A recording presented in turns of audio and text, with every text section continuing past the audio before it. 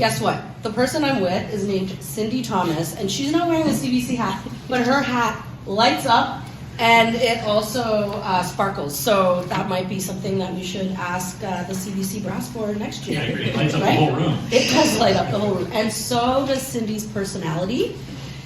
She is a volunteer here, and she's got an unsung hero for us that she wants to give a shout out to. She has volunteered here for 5 years. She volunteers at Aeolian Hall as well. And Cindy, good morning. Good morning. Who do you want to give a shout out to? Someone who doesn't get a lot of accolades, maybe doesn't get paid, but makes the community just such a better place. Well, I'm looking at not just one person, but many, many people. So my unsung hero is the community volunteers everywhere, but especially at the food bank. It takes tens and tens of volunteers every day to keep this place moving, especially at this time of year, especially with the amount of people that we're helping. And so everyone comes with an open heart and works as a team to get the food out, to talk to the community people. It's great to be part of, and I'm glad to be part of it. You often hear that people who volunteer get as much out of it as the people that they're volunteering for. Is that true for you? Absolutely. I think everyone, it's got friendships that are here, and you're helping the community, and you actually see it in real time, what you're doing to make the lives of people around you better. Thank you so much, Cindy. Thank you. There you go. Unsung Heroes, community volunteers, everyone. This morning when they were here. How did you feel about that, Cindy? It was fun. We did the Sounds of the Season, and which is what the CBC does every year, and for a number of years. And the last couple of years, it's been at the food bank. Yeah.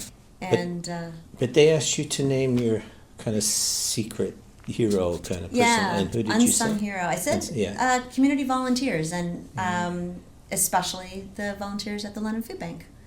Yeah, and they did talk about how you volunteered the Aeolian, which is important.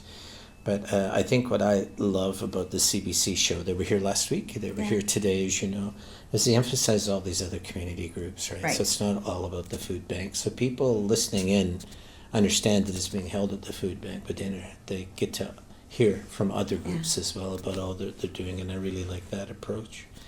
So I did want to ask you, for Volunteer Corner, which is what this is going to be for, you were the very first that we had on, and I know it was torturous for me talking to you.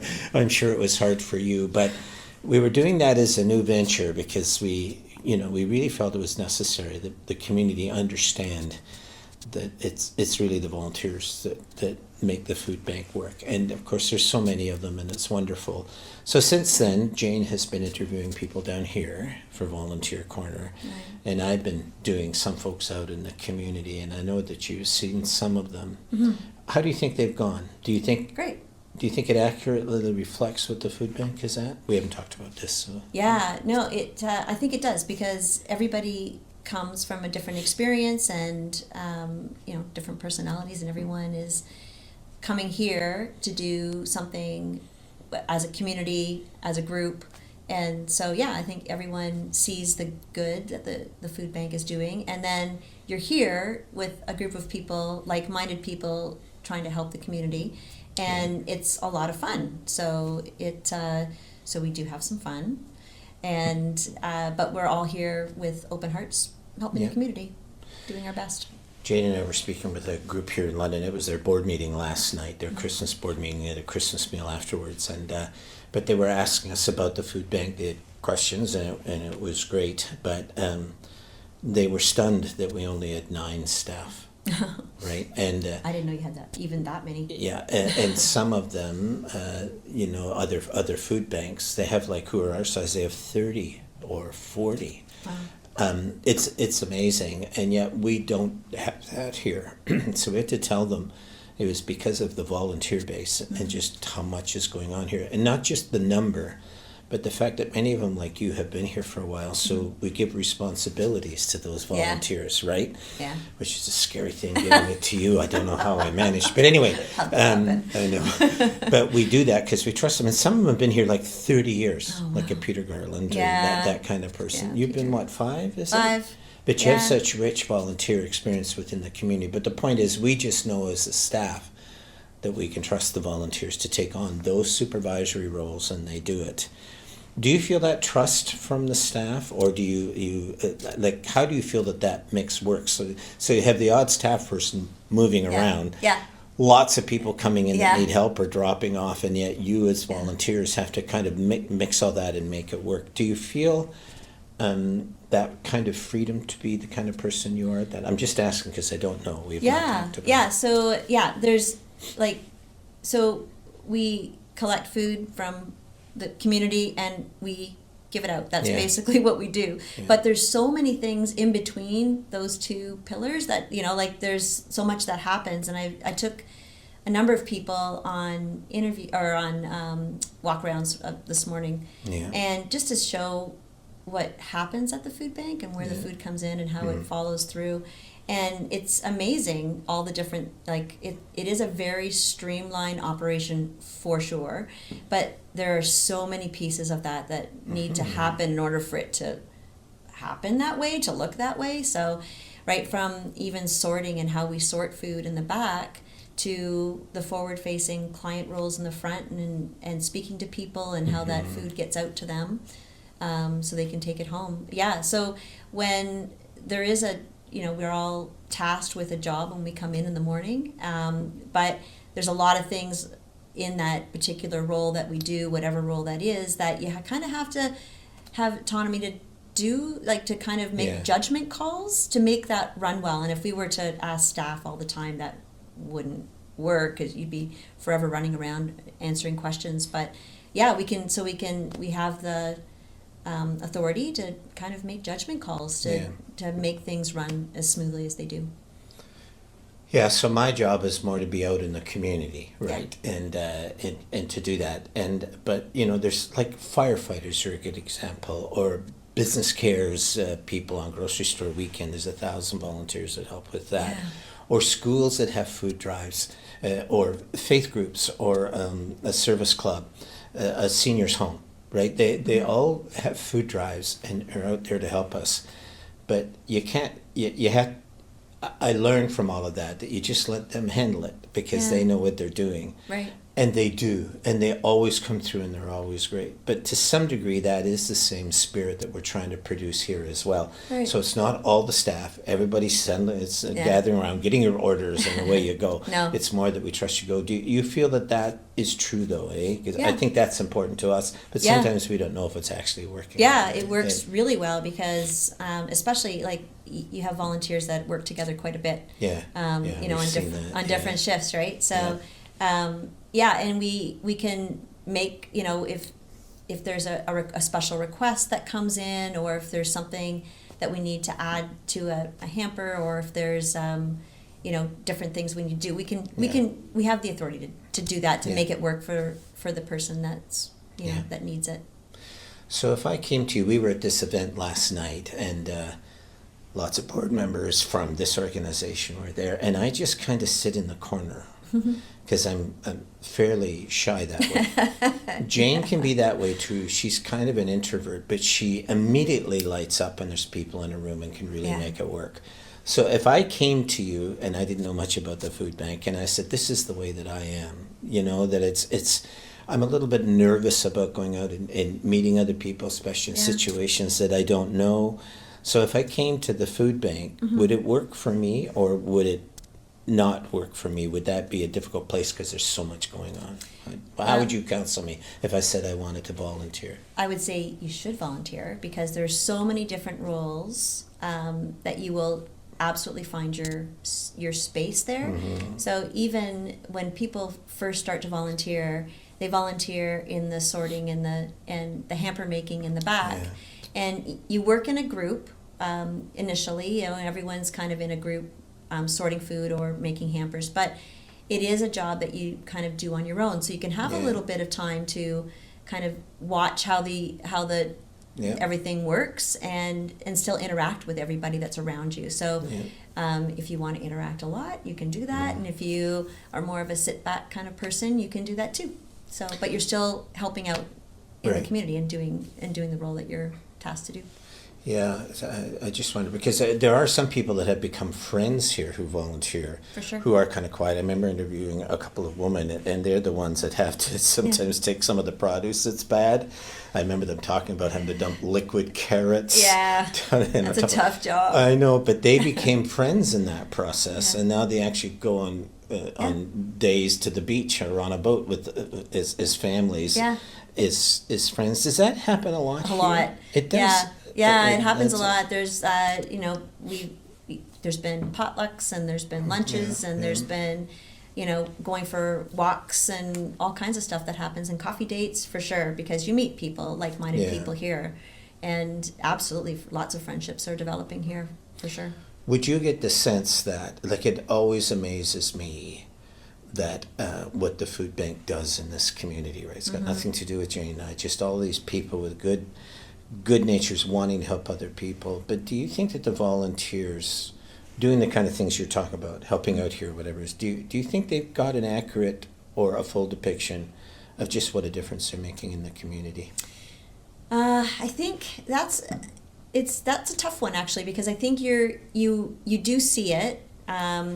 If you're packing in the back, you feel good about what you're doing there, and you're helping in the front. You can you see it as well. But I think it's when, like, an example would be we give out a birthday cake, and we get these beautiful birthday cakes in, and we give it out to a family that needs it, and we get like the thank yous that come in from those families just for a birthday cake, right? And that's when you realize the difference that we're making in a family, and that's just one example. I think it's one of the things that I feel maybe a bit the worst about is I do a lot of speaking out there in the community because that's my job. But when you tell people you've only got 9 staff, they go, "What? Like, how do you guys do that?" And so you realize that their view of volunteers at the food bank just went way up, right? That they know it takes a lot more than just 9 staff to make this place hum and do what it's supposed to. But I often feel bad because the volunteers themselves do not see that reaction, right? So they're not aware that other people are going, whoa, they don't even know who these volunteers are, but they realize that kind of spirit is what's making the food bank overcome so many different challenges that it has. Yeah. I don't know how better we could express that to volunteers so they would know it. Maybe that's something you can think of and give me some ideas, but I think they need to know in the larger picture how they're viewed. And I realize when that happens, they become part of a larger group, so they don't stick out so much as individuals. Right. But as a group of people and what they've done down here, it's really amazing. We see it all the time. Unfortunately, I think volunteers don't. They might see their role. I do think CBC coming today makes a difference. Yeah. Right? Because they realize they're part of that larger world. Yeah. Do you sense that's true? Is there more that we could do to help the volunteers, because I'm serious, to help them understand the impact that they have on the broader community, not just by the work that they do, but the very idea that the volunteer spirit is this contagious? I think you really do a great job in that. I think there are the Christmas get together, the barbecue in the summer. There is we have if you start a shift in the morning, you get a little pep talk, on kind of kind of like the state of the morning, right? What we have and what we're looking forward to doing. So there is all these opportunities to kind of to feel that you're part of a bigger organization, that you are doing good, and I think everybody feels it here. There's enough kind of interaction with the community as well, I think, in all these roles, that you do feel like you're opening up your heart and putting your best foot forward and doing something that's really meaningful for people that really need it. And like you've said a few times that we're helping 10% of the London population, and that's hearing that is a crazy number. Like, I can't even imagine. But it is busier and busier, and we do have more and more volunteers, especially in the last year that I've been here. A lot more. And that's a good illustration of what I'm talking about, because I had to speak at the Christmas dinner for the volunteers, right, that it was done at Western Fair. And the thing they commented to the most was that 10%, that they did not know. No, right? And yet didn't know. we're saying that thing out there at the groups that we're meeting, but they did not know that we were Mhm. helping that many people. Mhm. And the other thing that they commented on was things like I talked about the pandemic and how the mayor met with Jane and I and wondered if we had the volunteer base that could show up and make Mhm. this happen, because so many other agencies had to close down, and we said for sure we do. We have that volunteer base. Many of them felt really proud about that, Mhm. you know, that the food bank stayed open, but they were the ones that helped to keep it open. So I think that's an example of what I'm saying. I think they Mhm. heard at that Christmas thing, Yeah. oh, we didn't know that. Yeah. So we have to do a better job, I think, mostly me, but we have to do a better job at letting the volunteers know. If you look at that large picture, here's the stuff that's actually happening Yeah. out there, right? Yeah. So let's say we're going and doing some big venture with somebody, Right. like the construction workers and what we're doing up at Fenchurch College, those kind of things. It's kind of weird that the volunteers don't know about it. Mhm. They're fine with that. They're happy to be here. But for Yeah. us as leaders, we need to do a better job to help them to understand you're part of that bigger picture. Right. Right? And We do, to we do a tally like every day Yeah. on how many families we're helping. So Yeah, that could be yeah, a that's family a of big one one. or a Yeah. family of 17. Like Yeah. it, but we do have that daily tally, so you kind of Yeah. know. At the end of the day, everyone looks at the calendar to see how Yeah. many families that we've helped. Mhm. And so you do have kind of a quick snapshot Yeah. of things, but to hear 10% of the population, Yeah. No, when you that's see right. the amount of families we're helping every day, whether it's 200 or 250 or 270 or whatever Yeah. that number is growing to add that all up and think about the population is Mhm. kind of overwhelming. I think it's an awesome thing. It's the kind of stuff I've always believed in, and as I said to you when we had the very first one, Yeah. Volunteer Corner, that we based it that way. We wanted to be volunteer based. I was volunteer for 28 years, right? Mhm. Jane was volunteer for that first year. We wouldn't have kept going if she hadn't have done that. So that really is our spirit. But to look at it now, 40 years later, Mm-hmm. Wow. it's proof that it was right. It endured, right? Yeah. And it grew, and the number of volunteers grew. And when the challenges got greater, the more volunteers came out, Mhm. rather than them shrinking away. Like pandemic is a good example. Yeah. Twice the amount of volunteers happened during that time. So I think it's nice to be at my age and be able to look at it and say, yes, your belief in the community is validated.